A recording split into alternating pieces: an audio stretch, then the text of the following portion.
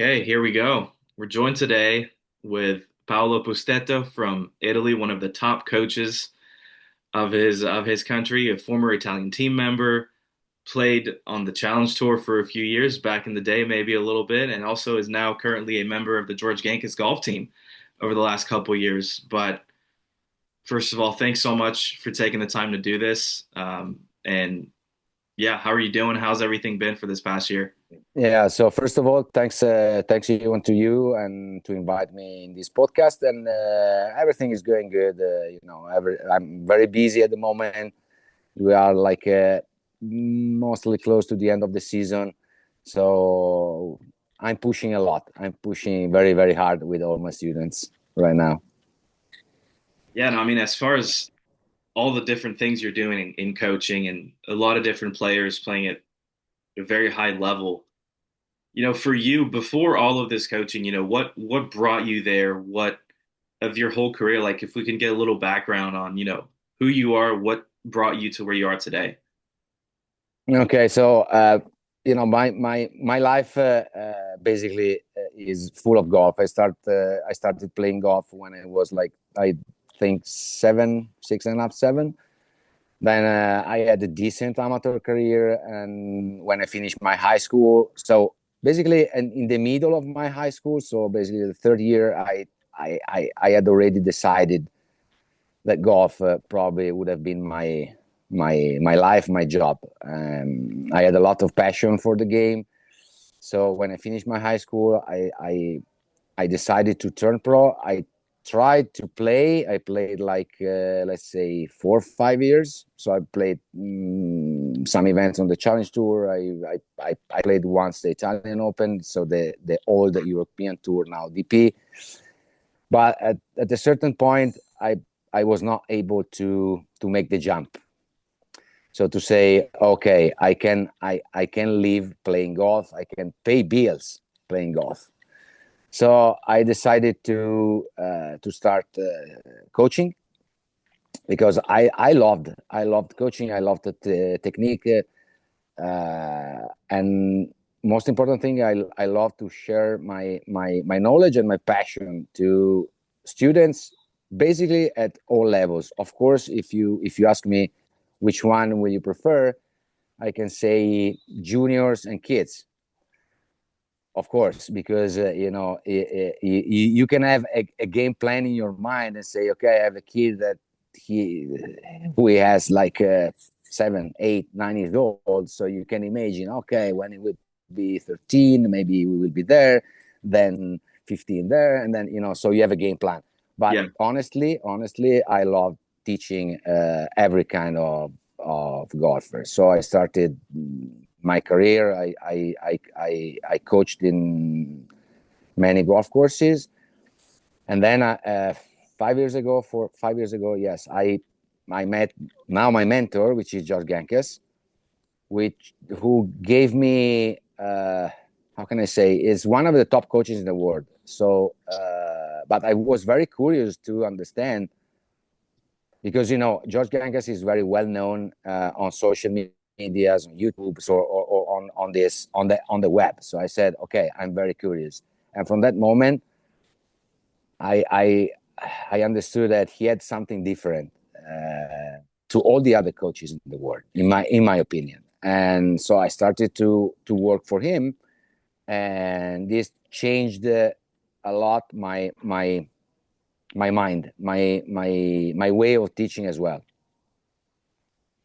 yeah, And now because you I'm see, I'm I'm here.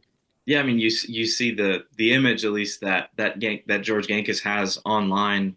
Even that you see, it's different from like the traditional coach who's maybe there's a certain type of coach that is like kind of the common thread. And then you seem like you've got Genghis kind of doing his own thing, and I think he brings a touch of fun into it, even if they're trying to get great and get good, at least from an outside perspective. So I bet that must be just fascinating to be able to work with someone like that. Yeah, it's like as I told you, it's unbelievable, the passion and the knowledge he has, first of all, and on the other side, when you go there and you have a lesson with him, it's like it's something crazy because you really enjoy and you have fun while you are learning. Yeah. And in my opinion, this is the best combo ever, because after an hour, so from the first video to the last video, you say, oh, wow, what a change. But on the other side, you say, oh, just a couple of hours gone, like boom, Yeah. very, very, very fast. So it means that you had fun, and on the other side, you learned a lot.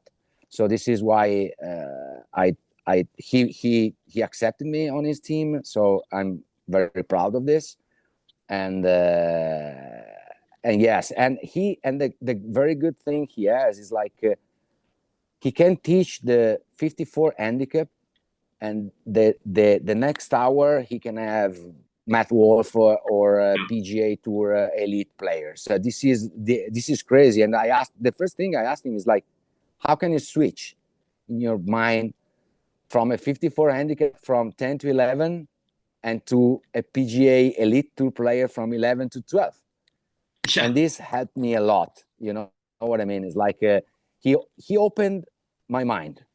That's the really what he gave me, apart from the knowledge, okay, of technique. But Right. the Yeah, there's okay, so so much this more to is coaching than just technique. But I mean, even from that perspective, for you now over the years, you've seen a lot of different players and been a lot of different places. What are big challenges that you face, when training students? What's like something that might tend to be common regardless of a player's level? mhm. So basically the biggest challenge in my opinion is so first of all, every person is different. So this is the most important thing that, in my opinion, a coach needs to understand. So my big challenge is try to let them understand what they should do to improve their game. Of course, every hour in a different way. Because if I have you in front of me, maybe I can tell you some words, and the maybe if I have another one, I have to tell him the same things, but with other words. So my goal is at the end of the lesson is that every single student needs to understand what I want from you. And another topic that is very challenging is to let them understand that golf will have to take time. So you can't change, your takeaway, your backswing, your grip in like an hour with 50 balls. And most players will, they ask this from you. And so I say, stop. I am not a magician. It's impossible. So if you want to work with me, we need to make like a game plan. So say, okay, today we do this, then you have to practice, then maybe next lesson we will cover another thing, then you have to practice. So this is the biggest challenge. Let them understand that golf is not like so easy first. And if you want to improve, you have first to understand what you need to do, and then you have to practice, because nothing comes from the sky, we say here in Italy. So this is the biggest challenge I have. Yeah. And also with kids, with kids is different because they learn faster, of course, but on the other side, I need to balance the technique with fun, because they need to have fun. They need to enjoy Yeah. the game. They need to understand that golf is really fun. And so I have to. The challenge is to balance these two kind of things. Yeah. Yeah. And I mean, I think with getting the practice done, getting the work done, and even keeping it fun, I think sometimes just even having like a good, accurate way to track everything, so the players know kind of what they're working on and why they're doing it, and that kind of comes into a little bit of the statistics side of things, Yeah. which for you, how does that fit in within your whole coaching perspective? Does that play a big piece in how you work with players? Yeah, I think that statistics, in my opinion, now, especially now in this era, okay, because when I was young, unfortunately, there were no stats. You just have to understand. Okay, today I hit I don't know 14 greens in regulation, and I made 32 putts. Okay, could be something. Okay, Yeah. but now with with all this new technology, is way easier to track everything. And in my coach, in my opinion, as a coach, it's very easy for me to track my players, because I just have to tell them, please fill your stats at the end of the round, so that I will be able to analyze immediately your stats, and maybe we can solve a little problem for the next day. Yeah. And also, it's like, okay, maybe you think that your drive this day is not so good. Then you go on the stats and say, okay, 85% fairway with the driver. So I say, oh, okay, maybe I didn't feel the driver so good, but at the end of the day, I had 85%. I hit 85% of the times my ball from the fairway. So in my opinion, is very, very, very important. When maybe 10 years ago, I used to create a PDF file that I shared with my student, especially the younger one. And I used to put okay, greens regulation, fairway, miss fairway, left or right. Then I have green, exactly the same, left or right, or short or long, putt, up and down, and so short game and bunker. But it was difficult, because young players tends to use the technology, iPhone, iPad, computers, everything that is fast. Yeah. So when I shared this PDF, it was like every 5 minutes I had to call, please, can you feel the fight, can you feel. But I understood that was like, especially if you played in a bad way. Because Oh, if you play good, it's like, oh yes, yes, I want to see my stats. If you play yeah. bad, they say, oh no, I don't want to see anything. You know what I mean? So now with this technology, this app helped me a lot, a lot. And of course, I think that it helps a lot also the player itself, because when you finish a round, and okay, if you play good, okay, everything is great. Even if it's not great, you know Yeah. what I mean? So I shoot 65, but maybe I made 10 up, 10 down, and I say, oh, I play really good. Say, no, you didn't play really good. You play good probably your tee shot and your short game, but your approach is bad. Yeah. Because tomorrow, if your short game will be not so good, you will shoot 3 over, 4 over, 5 over. So in this way, I say,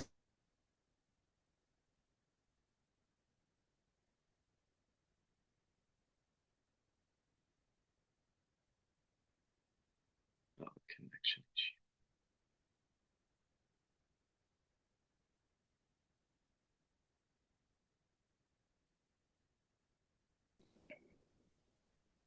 Oh, sorry, I lost you.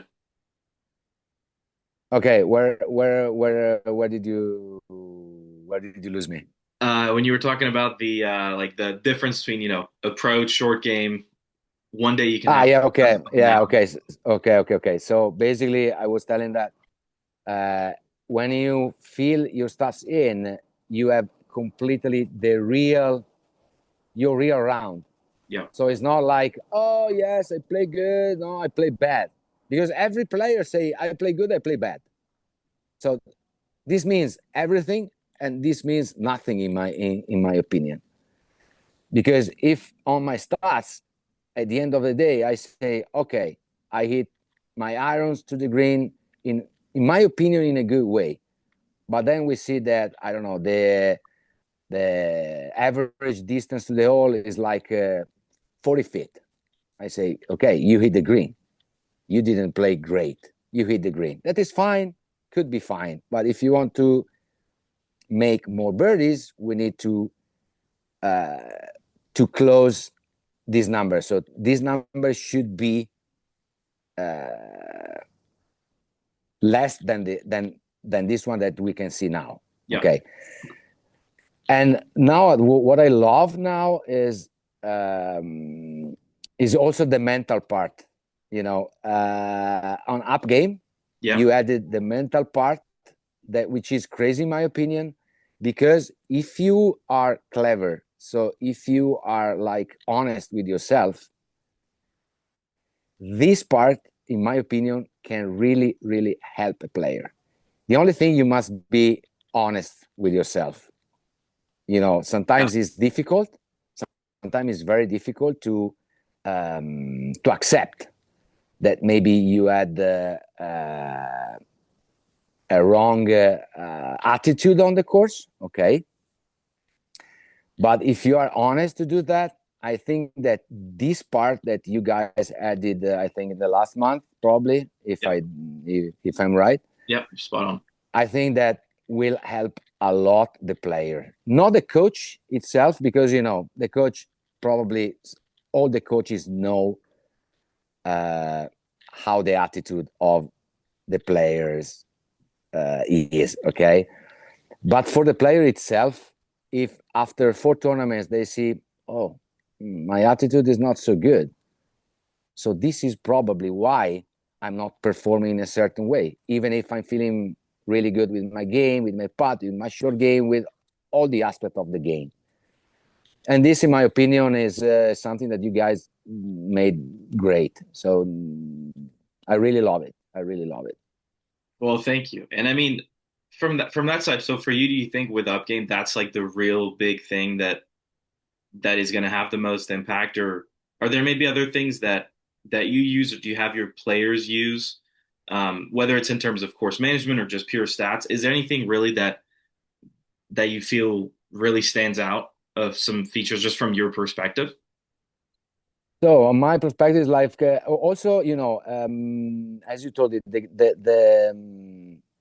uh, it's very important also to plan the rounds. And if you have something that can help you to plan the rounds, because okay, you say, okay, perfect, I will go on the wind map and say, okay, tomorrow there will be, I don't know, 15, 20 miles per hour wind from northeast. Okay, so I will have my yardage book, and on the other side I have my app.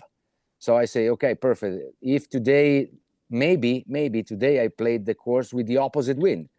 So on the first hole, I hit, let's say, 3 iron from the tee, okay, from the tee box. So I can plan, and with the app, I can see that if I want to hit the driver, my max distance should be 300 yards, let's say. So you can start, before the round. So before going to bed, you can play in your mind the 18 holes, knowing exactly the distance you have to do. You have your pin, you have your pin position the day before, so you can really plan your ideal rounds. They say, okay, from the tee I have to do 280, perfect. Then from there, the pin is there, I have 150. So okay, perfect. So tomorrow I can have my 3-wood and my 8 iron. So when you go to bed, I tell my players to do this just before going to bed, because then the brain also, even if when you sleep, it's something positive, because you don't have to exaggerate, but you can say, okay, if I play like this, I can easily shoot on the par. And during the night, your brain, of course, if this is the last thing you do before close your eyes, probably during the night, your brain continues to Yeah. work on this. So this is another thing that I used to do. And then, of course, I don't know if everyone does this, but my my role is to suggest. To Yeah. suggest, because at the end of the day, I always tell them these kind of things for them. It's not for me, because I play golf. It's not my job. I don't have to pay bills playing golf. So my job is a different one. Yeah. So it's like a suggestion. Then I say, guys, if you want my suggestion and you try, maybe, because I always tell them, if you try and after a certain amount of time, this will not work, is my fault. It's my fault, 100%. But if I suggest you and you will not try, at the end of the day, it's your fault. And you will never know what would have happened. So this is another thing that I used to do. So planning around. So like course management. Well, with the app, it's so easy because you have already played the course, and maybe if the condition will change, you have something that you don't have to think the day after, because you already know that from the tee box you can have max 300 yards. So you don't have to use your energies on the tee box to say, oh, okay, let's bring the yardage book. Okay, how much? I have to plus, minus, plus, minus. You have like on the first tee, maybe you are a little bit more, you're not so relaxed. Yeah, So nerves. everything, Yeah. yes. And this is everything that brings you energies. But if I have already in my mind that the max distance is 300 yards, I don't have to think. I know what I have to do. So this is something that, in my opinion, is really, really, really important. Yeah. I mean, you summed it up perfectly, and I think that's what we're trying to provide as much as we can is make things clear, easy to understand. With stats, it's still something where people maybe are a little scared to get involved with it. Whereas if you can have the information in a very easy way to understand, it's easier to get the players to take it, run with it, and really make it their own thing.